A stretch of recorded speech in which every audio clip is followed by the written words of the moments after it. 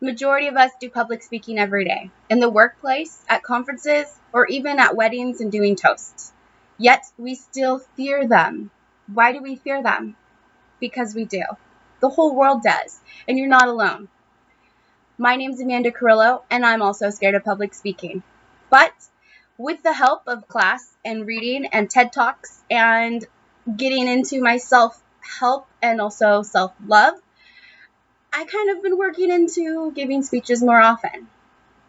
I'm also going to give you a couple pointers on how to do an informed speech and a persuasion speech. So let's get to that.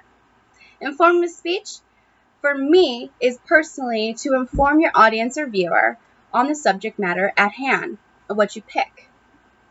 What did you want to say to the audience, and inform them about a certain topic.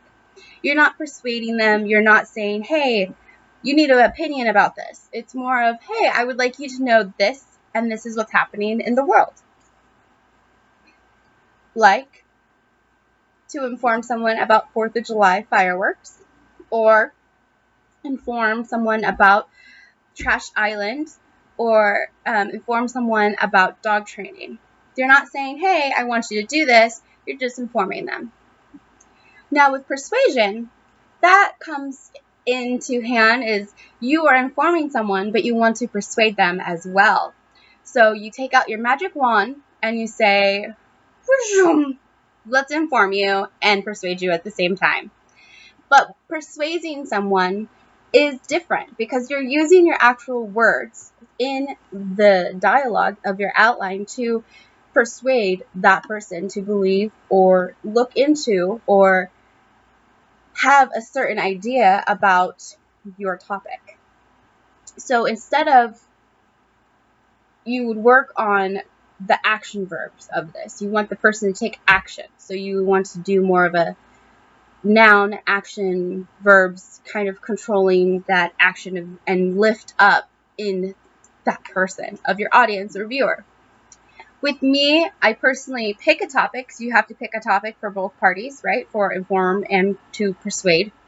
I honestly stay away from red flags. Red flags are anything from the Black Lives Matter movement to the KKK to abortion to political, right now, stance of Democrats or Republicans, or anything that's emotionally charging. So anything that might, I guess, unwrestle with the crowd and the viewer and the audience will just cringe or even put a stop to listening to you beforehand. I would keep that in mind while giving a speech, especially if it's your first speeches, in the first 2 years of giving speeches. I would say stay away from it because there's always going to be someone going to be talking about it until you're physically ready and can control your emotions and your actions with the speech. I feel like it's better to wait because sometimes you're so passionate, sometimes you sound angry or you sound upset and it doesn't get to the viewers the way you want them to be persuaded in because your body language can tell a lot to your viewers how you're feeling.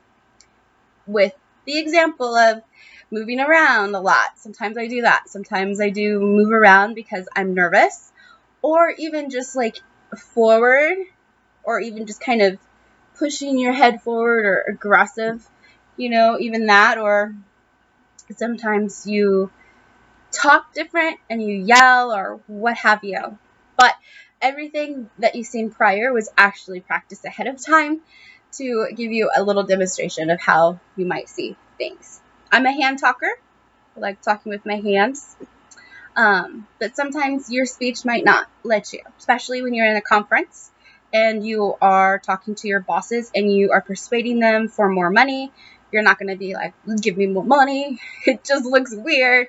So you want to appropriate yourself of, put your hands on the side of your laptop. It helps me, but then the laptop moves. So I just did the hands on the side of the desk or even a table that's standing up. It helps that. Or even hands somewhat in your pockets when you're standing up and you're online, because then you get to not fidget as much. But when it comes to informative and persuasive, Those are my pointers, and those are what the difference is. It's about the topic, it's about how you introduce the topic, your tone, and how you are towards the audience and viewer. You still have to do the same outline, the same dialogue of the outline. You want to make sure you do have an organized paper. You don't want your audience to get lost and kind of jump here to there to there. And you just want to make sure that you have fun with it. Have fun with the article and have fun with what you're working on. And when you're informing your audience, you just want to make sure that you have your main idea and you stick with your main idea of informing that. And same with persuasion.